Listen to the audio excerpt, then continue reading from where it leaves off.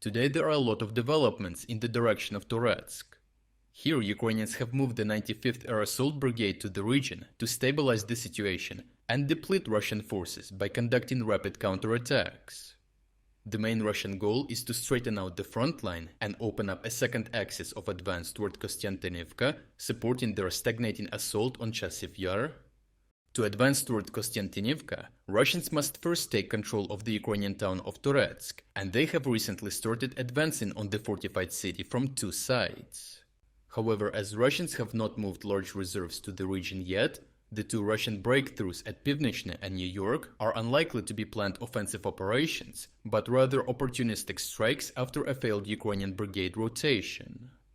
The lack of committed reserves by Russian forces puts a harsh deadline on Russian soldiers on the front line. They have a limited amount of time to accomplish their goals before they run out of manpower, equipment and, as such, their combat capabilities. Currently, Russians are trying to overwhelm Ukrainian defenses and cause an outright Ukrainian collapse by launching infantry assaults all over the equally fortified settlement of Pivnichne. Russians also launched a large bombing campaign on the town, using glide bombs, thermobaric and conventional artillery to target Ukrainian positions on the outskirts of the settlement and the high-rise district. The situation on the outskirts is highly volatile. Russian and Ukrainian geolocated footage shows both parties are active in the same area, where Russians are sometimes able to reach the outskirts but get quickly eliminated here as well. To help stabilize the situation, the Ukrainian 95th Air Assault Brigade, which the Ukrainian command often utilizes to stabilize critical situations, was called in as a rapid response force to counterattack and push Russian assault groups back out of the settlement. The first objective of the 95th Brigade was to push Russians out of the northern outskirts of Pivnichne, as the south was guarded by the high-rise district, making Russian attacks in the north the more pressing issue. The brigade released a multitude of geolocated footage detailing their combat operations, as a Ukrainian drone filmed Russian assault groups entering houses on the outskirts. Ukrainians immediately fired on the building with artillery, halting the Russian attack. Their drone operators continued to heavily monitor the area, targeting any Russian movement or position with artillery, FPV drones, and drone-dropped grenades. With Russian presence in the outskirts reduced to almost nothing, the next step was to eliminate their foothold in the so-called arm of Pivnichne. To rapidly accomplish this, Ukrainians launched a counterattack with an armored personnel carrier, firing its automatic cannon along the arm, to destroy Russian positions they had established here. Interestingly, this was not an isolated operation, but Ukrainians continued to use armored personnel carriers and infantry fighting vehicles to undermine the Russian foothold. Ukrainians on one occasion even used a tank to fire high explosive shells into more important Russian positions here to make sure they were destroyed.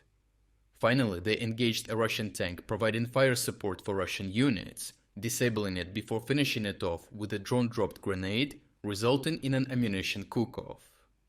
If you want to get access to the original uncensored footage of all operations of the 95th Brigade, you can find it on our Telegram channel by using the link in the description. The sudden and high intensity of Ukrainian counterattacks on the outskirts has significantly weakened the Russian presence here and their foothold on the outskirts. While Ukrainians have not yet launched counterattacks to physically force the Russians out, drone operators have mined the supply routes with Baba Yaga octocopters, as well as dropping these mines directly on Russian positions.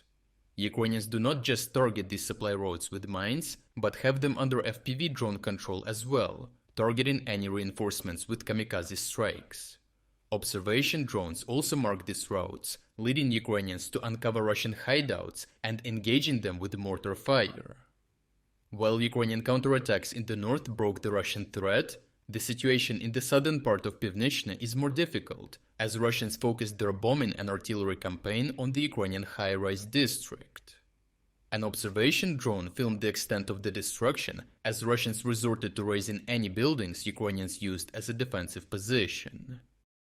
Through sheer destruction, Russians were able to take control of the southern suburbs and parts of the forest to open up more angles of attack on the Ukrainian high-rise fortifications.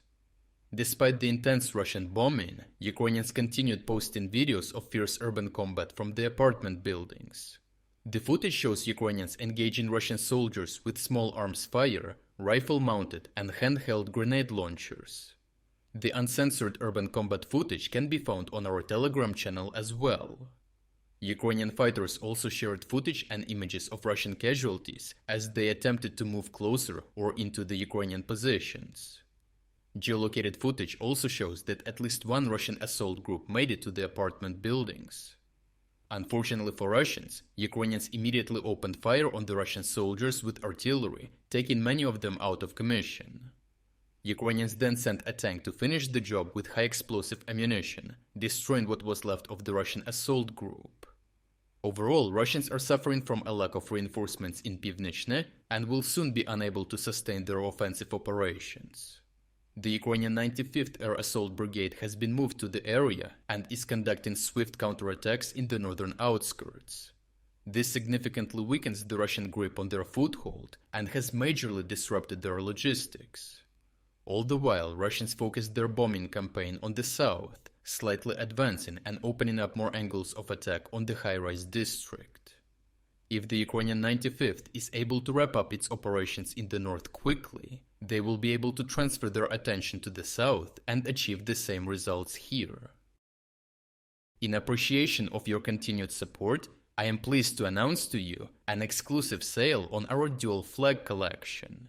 Right now, you can get our best-selling items with dual flags at substantial 30 to 40% discounts.